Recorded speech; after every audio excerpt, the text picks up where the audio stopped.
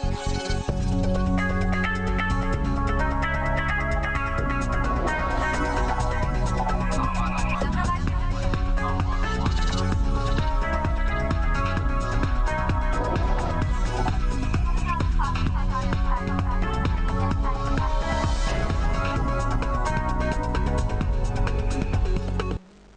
में खुशामदीद नाज़रीन। इस वक्त हम बात कर रहे हैं पाकिस्तान के इर्द गिर्द के जो हालात बनते जा रहे हैं।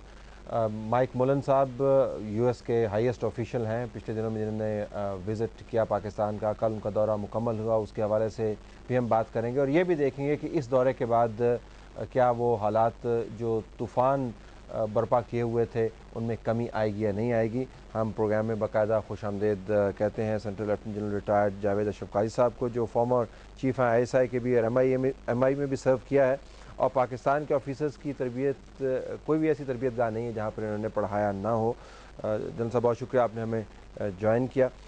ज़रा इस बात पर आए, हम अभी स्टेटमेंट्स का तजिया भी करेंगे मुफस्सल।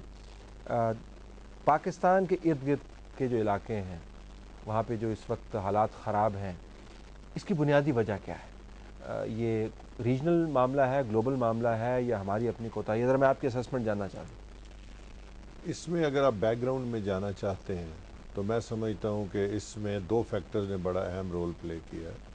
एक तो सोवियत यूनियन की इन्वेजन ऑफ अफ़गानिस्तान और फिर जो अफ़गान जंग हुई, उसके कॉन्सिक्वेंस में तमाम मुस्लिम ममालिक से लोग यहाँ पर आए और बहुत सारे वापस नहीं जा सके, यहाँ ही सेटल हो गए। और उसी के कॉन्सिक्वेंस में जब सोवियत यूनियन का ब्रेकअप हुआ तो सेंट्रल एशियन स्टेट्स में जो हुकूमतें बनी वहाँ पर मुस्लिम रिवोल्ट्स हुई, जिस तरह उज़्बेकिस्तान में, और जब उन पे क्रैकडाउन हुआ तो वो लोग भी यहाँ आ गए, उज़्बेक्स। तो अफ़गानिस्तान में एक बड़ा क्रूसिबल बन गया इस्लामिक मूवमेंट्स के लिए। दूसरा है सेंस ऑफ इनजस्टिस जो कि मुस्लिम कंट्रीज़ के साथ किया गया या जिस तरह वो परसीव करते हैं, and I think rightly so. मसलन पैलेस्टाइन कॉज है और अमेरिका का उसमें रोल, इज़राइल की हमायत, वीटो करना हर रेजोल्यूशन को जो कि UN की जॉइज रेजोल्यूशन भी थी। तो एक हेट्रेड अगेंस्ट अमेरिका पैदा हुआ और ये तमाम डिसग्रंटेड लोग ये सारे पाकिस्तान की विसिनिटी में इकट्ठे हो गए और they started supporting all the Muslim cause, यानी तमाम जितनी मुस्लिम मूवमेंट्स थी, चाहे वो बॉस्निया है, चेचनिया है, कश्मीर है, अफगानिस्तान है, उन सब में इन्होंने वॉलंटियर भेजे और इन्होंने सपोर्ट किया और इनको फंडिंग भी मुस्लिम्स ने की। जिन ग्रुप्स के साथ इस्लाम या इस्लाम के नज़रिए के साबके या लाहके लगे हुए हैं, आपके ख्याल में वो एक जेन्युइन रद्द-ए-अमल है जो हमारे नेबरहुड में हो रहा है? जी बिल्कुल, जेन्युइन रद्द-ए-अमल है, लेकिन रद्द-ए-अमल की जो शेप निकली वो एक्सेप्टेबल नहीं थी। मसलन जो मुजाहिदीन हुकूमत आई उसके फिर इन रिएक्शन जब तालिबान ऊपर आए तो तालिबान ने जिस किस्म की हुकूमत नाफिज की वो आजकल की दुनिया में एक्सेप्टेबल किसी को नहीं थी। जिस तरह के उन्होंने कानून बनाए, एक औरतों के ख़िलाफ़ एक्शंस किए, उससे एक हेट्रेड और एक पूरी दुनिया में इनको अनएक्सेप्टेबल कर दिया। उसके बाद इन्होंने जब टेररिज्म को अडॉप्ट किया एज ए वेपन तो वो उससे तो मेरे ख्याल में फिर किसी को भी एक्सेप्टेबल नहीं था। और टेररिज्म की लिमिट में फिर इन्होंने ये नहीं देखा कि ये हम मुस्लिम्स के ख़िलाफ़ कर रहे हैं, क्रिश्चियंस के ख़िलाफ़ कर रहे हैं, किसके ख़िलाफ़ कर रहे हैं। पाकिस्तान में हज़ारों इनोसेंट जाने जो कि मुसलमान थे वो भी इन्होंने ले ली और इस पर इनको कोई अफसोस नहीं हुआ। मुझे आपकी बात से इस तरह कतई कलाम है, लेकिन मुझे आपके स्टार्टिंग आर्गूमेंट्स इस तरह लगता है कि जिस तरह जेन्युइन रद्द-ए-अमल, ज़ाहिर अनएक्सेप्टेबल रद्द-ए-अमल आपने उसको बयान किया, अगरचे इसके ऊपर भी बड़ी बहस हो सकती है कि एक्सेप्टेबल रद्द-ए-अमल क्या होगा। अगर आपका मुल्क जो है वो उसको ऑक्यूपाई करेंगे, आपके बच्चे मारे जाएंगे, तो फिर आप क्या रद्द-ए-अमल का इज़हार करेंगे।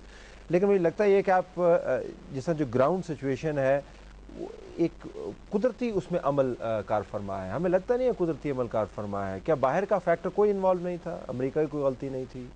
किसी ने इसको अफगानिस्तान में या पाकिस्तान में? पाकिस्तान के अंदर इंस्टिगेट नहीं किया? ये तालिबान के ग्रुप क्या वाकईतन हकीकी ग्रुप हैं, इनको बाहर से लोग सपोर्ट नहीं कर रहे? अगर किसी को अभी भी शक है कि तालिबान के ग्रुप हकीकी नहीं है तो मेरे ख्याल है ऑन ग्राउंड अब तो सिचुएशन, और आप खुद देख कर आए हैं, जब आप उन एजेंसीज में गए तो आपने देखा कि स्टेट की रेट जो है वो बिल्कुल ख़त्म हो चुकी है।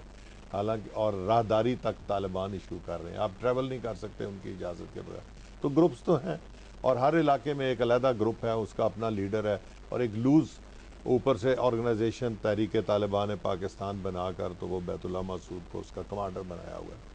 स्पिरिचुअल गाइडेंस अलकायदा के लोग, अरब्स ज़्यादातर। अगर हमारी इस्टेब्लिशमेंट ये भी कहती है कि बैतुल्लाह मसूद साहब के बारे में जब अमरीकियों को 3-4 मरतबा मालूमात दी गई कि कहाँ पर मौजूद हैं, तो they refuse to strike him.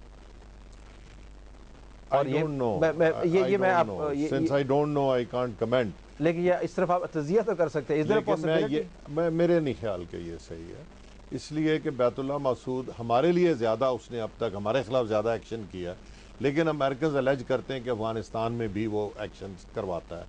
तो अगर इफ़ दिस इज़ ट्रू जो उनकी एलिगेशंस होती हैं, तो फिर कोई वजह नहीं कि वो उसको क्यों छोड़ते।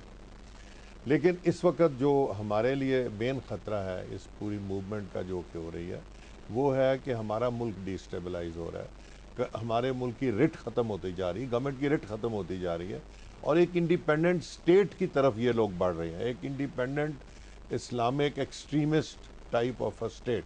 और इन्होंने अपने आप को सिर्फ ट्राइबल एरिया तक कन्फाइन नहीं किया, बल्कि सेटल्ड एरियाज़ में आ गए। आप सवात को देखें, सवात में आ गए, दरा आदम खेल में आ गए, इसी तरह से बाकी एरियाज़ में वो अब एडवांस कर रहे हैं, कुरम में एंड सो ऑन। तो अगर ये पाकिस्तान गवर्नमेंट इसको बहुत स्ट्रांगली टैकल नहीं करती, तो ये एक कंट्री के ब्रेकअप की तरफ हम जा रहे हैं। ये हमें 71 किस्म की एक सिचुएशन दोबारा। Let me repeat in that case. तो जब माइक मुलन साहब मीटिंग्स के बाद ये बयान जारी करते हैं कि हम पाकिस्तान की सॉवरेनिटी की रिस्पेक्ट करते हैं और पाकिस्तान और अमेरिका के कोऑपरेशन और कोऑर्डिनेशन को बढ़ाने की भी बात करते हैं, these critical areas that challenge the security and wellbeing of the people of both the countries.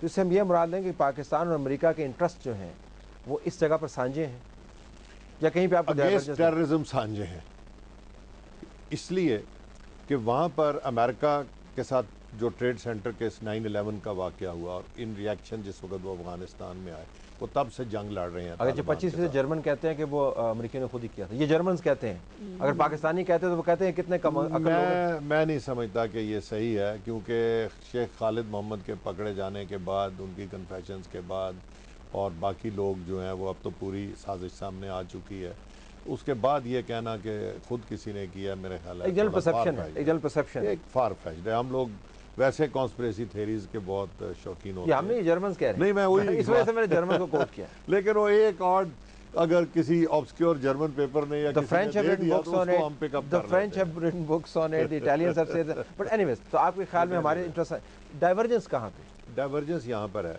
कि हमारे लिए हमारे अपने एरिया में जो कुछ हो रहा है वो प्राइम इंपॉर्टेंस है। अमेरिकन का इंटरेस्ट ये है कि अफगानिस्तान में ना हो, तो उनकी मेन शिकायत ये होती है कि आप के यहाँ से सेंचुरीज प्रोवाइड की गई हैं अफगानिस्तान के खिलाफ, आप इसको ख़त्म करें और अपने बॉर्डर पर किसी को बाहर ना जाने। बॉर्डर को सील करना इम्पॉसिबिलिटी है। वजह यह है कि पाकिस्तान ने तो वहाँ पर अपनी मैक्सिमम आर्मी 1 लाख के करीब फ़ौज जो है वो लगा दी बॉर्डर पर, और पोस्टें भी कायम कर दी। लेकिन दूसरी तरफ कुछ 100 के करीब पोस्टें हैं टोटल, तो बहुत बड़े गैप्स हैं जिनके थ्रू कोई भी इन्फिल्ट्रेट कर सकता है। और उनकी फ़ौज उन्होंने कितनी डिप्लॉय की, अगर वो सीरियस हैं तो फिर आर्मी डिप्लॉय करें अपनी भी। अब कर रहे हैं ना जी, अब कर रहे हैं, बट क्या एक ब्रिगेड और आ जाएगा तो कितना बढ़ जाएगा, विच इज़ नथिंग। तो अगर करना है तो फिर कम से कम 1 लाख फौज तो लेकर आए ना, फिर पता चलेगा कि वो वाकई बड़ी डेंजरस बात है। 1 लाख फौज जब ड्यूरेंट लाइन के ऊपर बैठी होगी, ऐसा बॉर्डर जिसके बारे में हम खुद कहते हैं वो कंट्रोल नहीं करेगा, तो वो नहीं, मैं ये कह रहा हूँ कि अगर वो सील करना चाहते हैं, अगर वो सील करना चाहते हैं तो फिर कम से कम इतनी रिक्वायरमेंट टेरेन की वजह से है। मैं ये नहीं कह रहा कि वो लेकर आए, लेकिन टेरेन जो है वो डिक्टेट करती है। टीचर ऑफ स्ट्रेटजी पाकिस्तान के अंदर बैठ के मैं जरा ज़िमनी सवाल करना चाह रहा हूँ कि नुकता ये गायब ही ना हो जाए बहस में, क्या आप चाहेंगे कि यूएस, आईसैफ और नेटो की 1 लाख फोर्सेस उस बॉर्डर में बैठी हुई जिसके बारे में आप कह रहे हैं कि हम इसको control, would you want that? नहीं, I would not want that and they won't be able to afford it also. देखिए, हमें तो अपने बॉर्डर पे कोई भी फॉरेन फोर्स नहीं चाहिए। वो सील करना चाहते हैं तो वो उसको करें जिस तरह भी सील करना चाहते हैं। हमारी तो रिक्वायरमेंट यही होगी कि हमारे बॉर्डर्स पीसफुल हों और फॉरेन ट्रुप्स बॉर्डर्स पर डिप्लॉयड ना हो।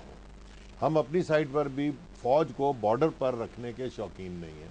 हमारी फ़ौज को बॉर्डर के ऊपर हालत मजबूरी बैठना पड़ता है, वरना बॉर्डर को चेक करने के लिए तो रेंजर्स होते हैं, स्काउट्स होते हैं, वो लोग होते हैं जो इस काम के लिए होते हैं। लेकिन ये बॉर्डर इतना पोरस है और इस किस्म का दुश्वार गुजार बॉर्डर है कि इसको सील करना आसान नहीं।